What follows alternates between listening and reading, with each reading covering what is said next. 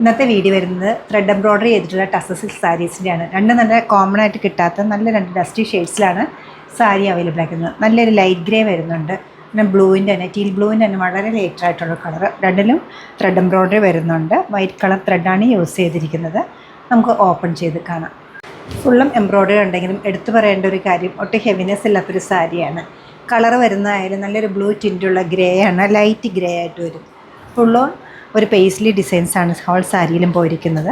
Pallav സെറി weaving ഉള്ളൊരു പല്ലുവാണ് വരുന്നത് വിത്ത് tarsal. Sleeve എൻഡിലേക്ക് ഈ ഒരു എംബ്രോയ്ഡറി വരുന്നുണ്ട്. പ്ലെയിനാണ് ബ്ലൗസ് പീസ് അവൈലബിൾ ആക്കിയിരിക്കുന്നത്.